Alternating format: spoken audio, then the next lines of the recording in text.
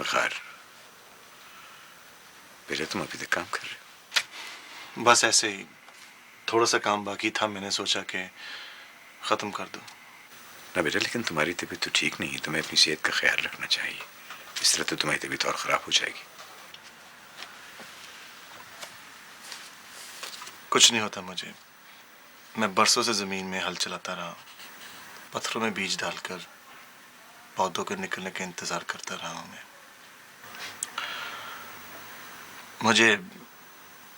मुझे ये काम क्या थकावट देगा, और वैसे भी बाहर है क्या जिसके लिए मैं बाहर जाऊं। बेटा तुम्हारे लिए सब कुछ बाहर है, ऐसा नहीं है।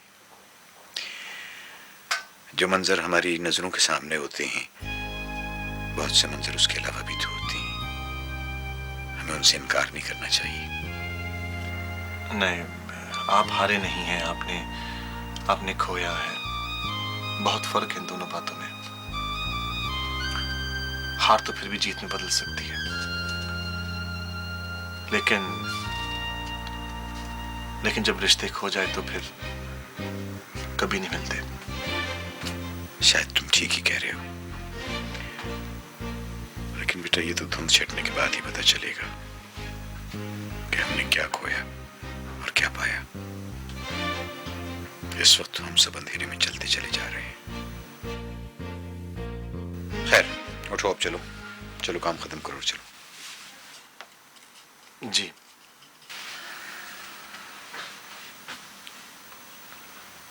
वकार। जी। बेटा मेरी समझ में नहीं आता है कि मैं तुम्हारा शुक्रिया कैसे अदा करूं। शुक्रिया? किस बात का शुक्रिया?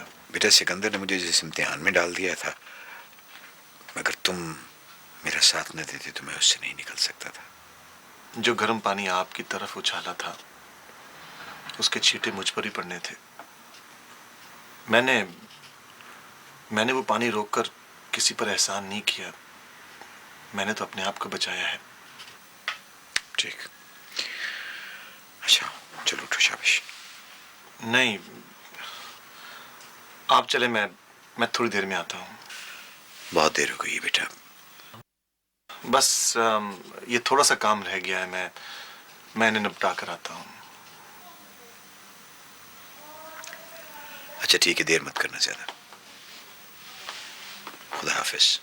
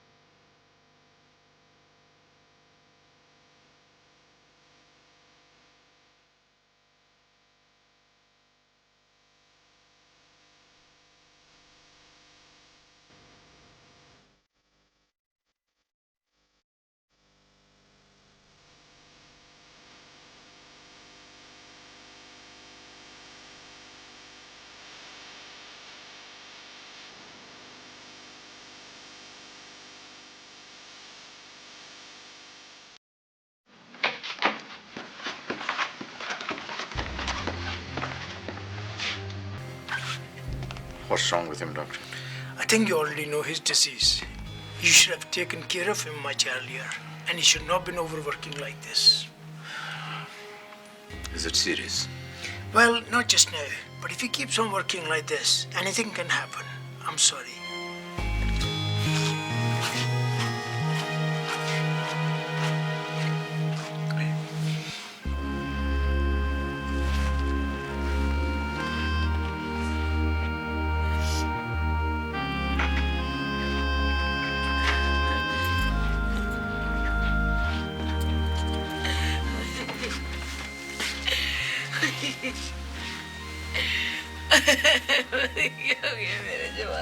को पता नहीं। आए मुझे लग जाए इसकी तकलीफ। रब्बा रब्बा मैं की करा। दादी प्लीज इस तरह मत रोए। आपको इस तरह रोता देखकर वकार भाई खुश थोड़ी होंगे, और तकलीफ होगी उनको। आए आए तकलीफ में तो सारी जिंदगी रहा है ये। आए मैं की करा। आए अहमद ठीक कर इसको। रब्बा ठीक कर इसको। डॉक्टर को बुला। दादी प्लीज चुप कर जाए ना।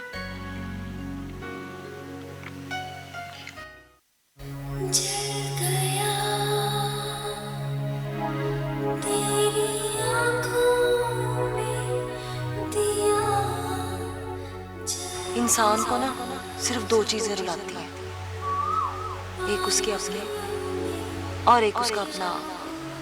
कुछ अपने होते हैं ना, अपनी जात से ज्यादा होते हैं। और अगर उनकी खोई हुई आवाज मिल जाए तो बस फिर दिल भर आता है।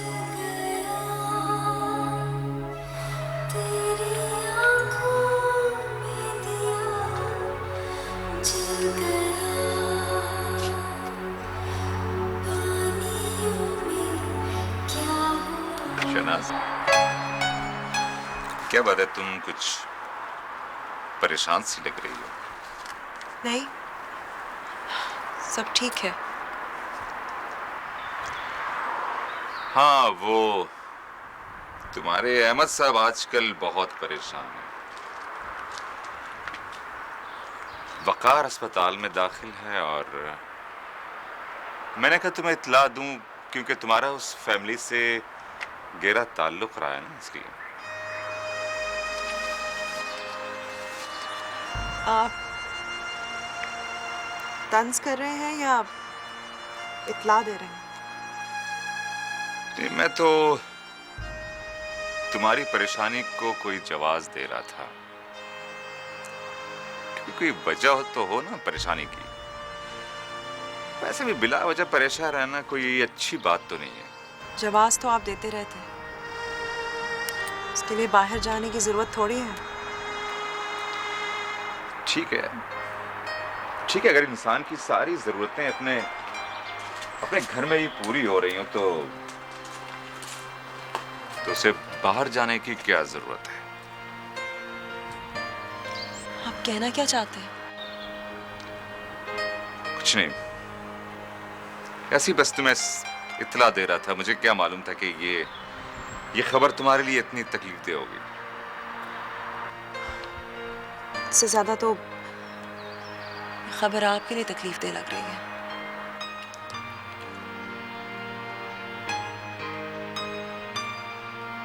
यकीनन तुमने सही पहचाना मुझे, क्योंकि मुझे मालूम था कि ये खबर सुनकर तुम बहुत परेशान हो जाओगे, लेकिन मैं तुम्हें परेशान होते हुए नहीं देख सकता, क्योंकि इतनी मोहब्बत करता हूं ना तुमसे। और तुमने ये भी सुन लिया होगा कि वकार को कब और किस वक्त मिलने जाना है। अगर तुम उससे देखने गई तो मैं तुम्हें कुछ भी देखने के काबिल नहीं छोड़ूंगा।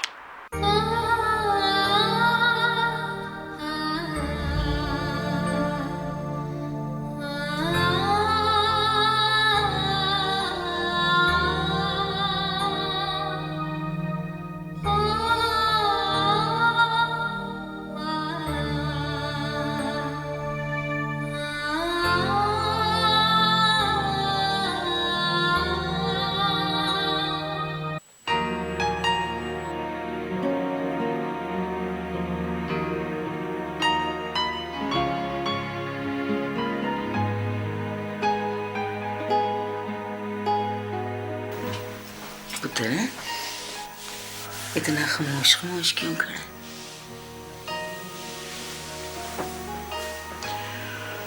माँ जी, खामोशी का जवाब खामोशी ही होता है ना।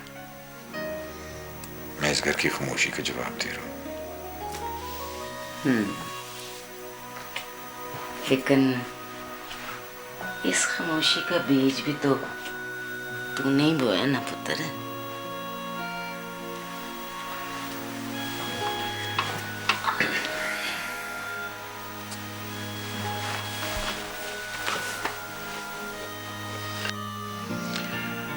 हमें जी बीज बोने वाले को ये पता थोड़ा ही होता है कि पौधा कैसा निकलेगा।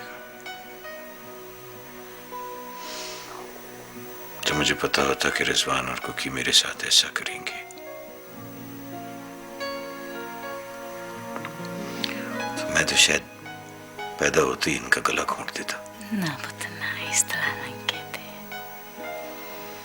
जो लोग रास्तों से पलट जाते हैं ना पुत्र, इल्जाम ना उन लोगों को नहीं दिया जाता। हो सकता है वो रास्ता ही ऐसा हो जिस पर इंसान ज्यादा चल ही ना सके। मैं समझ रहा हूं अम्मी आप क्या कहना चाहती हैं, पर मां मैंने तो यहां रहते हुए भी ने किसी चीज की कमी नहीं होने दी। यही तो असल कमी थी पुत्र। सूरज की रोशनी जब तक दीवारों पर ना चढ़े ना, तो रात का अंधेरा ही मुस्तकिल लगता है। तूने ना अपने बच्चों को हर चीज मांगे बगैर ही दे दी। आज वो अपनी हर ख्वाहिश को अपना हक समझकर मांगते हैं। मैं जी मेरा तो मोहब्बत पर से भी एतबार उठ गया है। मैं समझता था मोहब्बत सब कुछ जीत सकती है, लेकिन अब पता चला कि मोहब्बत हार भी सकती है। ऐसी हार जिसके बाद कुछ भी तो अपनी जगह पर नहीं रहता, कुछ भी नहीं रहता। रो क्यों रहा? इधर आ मेरे पास, इधर आ।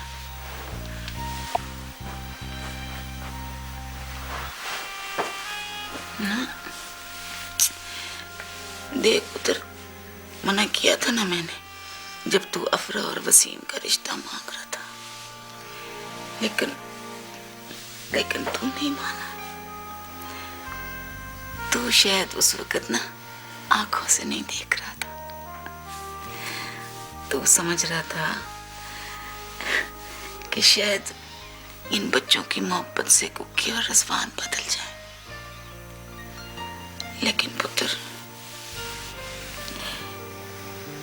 जिन दिलों में पानी भरा होता है ना, वो आग से नहीं जलते।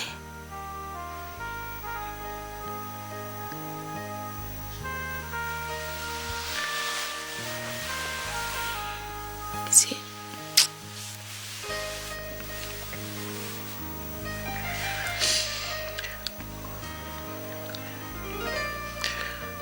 पता नहीं अम्मी जी मैं इस गुनाह का बोझ उठा भी सकूंगा कि नहीं।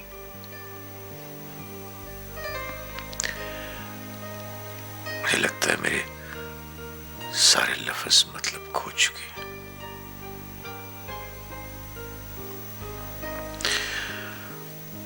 रिजवान और कुकी घर छोड़ के चले गए हैं, आशी भी घर छोड़ के चली गई है। तूने अफरा और वसीम के चेहरों की थकन देखी है? लगता है जैसे ये दोनों सदियों से ऐसे रास्ते पर चल रहे हैं जहां ना उन्हें कोई साया मिला है और ना कोई दूसरा मुसाफिर।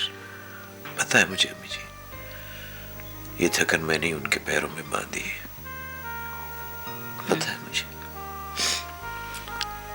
है ना? और तुझे इसे दूर करना है। मेरी सुनता कौन है? कौन सुनता है मेरी? देख, तू कुकी और रिजवान को ना उनका हिस्सा दे दे। नहीं अम्मी जी नहीं। अगर मैंने ऐसा कर दिया तो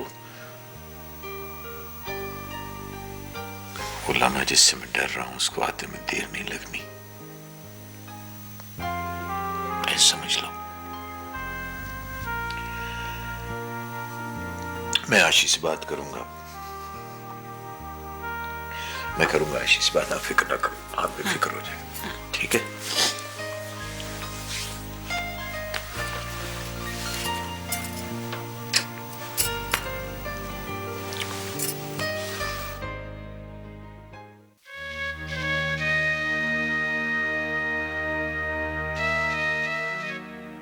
सिकंदर का हर लफ्ज सुइयों की तरह चुभता है मुझे वकार। तुम्हारा नाम ना भी लेना तब भी उनकी सारी बातों का एक ही मतलब होता है। अपने घर को संभालो शहनाज। सारी जिंदगी तुम छोटे छोटे तिनके चुनती आई हो। अब एक तुम्हारा छोटा सा घर बना है, उसको हवा के हवाले मत करो। तो फिर मैं क्या करूं? मैं तो उनके सामने आंखें भी नहीं उठाती कि कहीं वो मेरी आंखों में कुछ पड़ ना ले। पर क्या करूं? जब दरख्त के पत्ते गिरने हो ना, तो हवा के बगैर भी गिर जाते हैं। बड़ी जालिम चीज है ये मोहब्बत, कहीं का नहीं छोड़ती इंसान को।